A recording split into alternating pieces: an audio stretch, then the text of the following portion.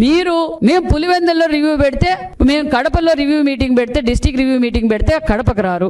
మరి అసెంబ్లీ సాక్షిగా అసెంబ్లీకి రండి, అసెంబ్లీలో చర్చిస్తాం. మేము 5 ఏళ్ళు అసెంబ్లీలో చర్చించలేదా? మేము గ్యారంటీ ఇస్తున్నాం. మా ముఖ్యమంత్రి గారు మాకు పద్ధతి నేర్పారు.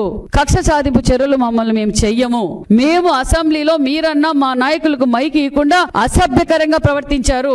మేము అష్యూరెన్స్ గతంలో ఎలా అసెంబ్లీ నడిపామో కుటుంబ సభ్యులతో అసెంబ్లీ చూడవచ్చు. మీరు అసెంబ్లీకి రండి, చర్చిద్దాం. మీరు 5 ఏళ్లుగా ఏం చేశారు, ఇప్పుడేం మేము చేస్తున్నాం, మీ అప్పులు ఏ విధంగా మేము కడుతున్నాం, మరి ఏంటనేది అసెంబ్లీకి వచ్చి చర్చించండి. దమ్ము ధైర్యం ఉంటే మీరు అసెంబ్లీలోకి వచ్చి చర్చిస్తే మీరు మరి మీ పార్టీ ఉన్నట్టా లేనట్టో, మీరు పులివెందుల ఎమ్మెల్యేనో కాదో ఆ పులివెందుల ప్రజల కన్నా అర్థమయ్యేలా చెప్పండి సార్.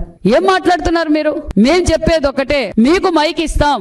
మీరు మా మైకులు కట్ చేశారు, మమ్మల్ని అసభ్యకరంగా మాట్లాడారు, మా ముఖ్యమంత్రి గారిని అసెంబ్లీ అసభ్యకరంగా మాట్లాడారు. అంతేకాకుండా మా భువనమ్మ గారిని మహిళను కూడా చూడకుండా అసభ్యకరంగా మీరు మాట్లాడారు. మీరు ఎలాగంటే మహిళలంటే మీకు గౌరవం లేదు. ఎందుకంటే సొంత తల్లిని చెల్లిని, ఇంకొక చెల్లిని, బాబాయ్ కూతురు ఇంకో సునీతమ్మని అందరినీ రోడ్డుకి ఎక్కించి మీరు ఏ విధంగా అసభ్యకరమైన పోస్టులు పెట్టించారంటే మీకు సొంత తల్లి చెల్లి మీదే మీకు గౌరవం లేనప్పుడు మీకు మహిళలంటే గౌరవం లేదన్న విషయం తెలుసు. మేము క్లారిటీగా చెప్పేది ఒకటే, జగన్మోహన్ రెడ్డి గారు మీరు అసెంబ్లీకి రండి, మీకు మైక్ ఇస్తాం, మేము చర్చించడానికి సిద్ధం అని కూడా విషయాన్ని కూడా మీకు తెలియజేస్తున్నాం. మీరు అసెంబ్లీకి వచ్చి మీరు చర్చించండి, మేము సిద్ధంగా ఉన్నాం.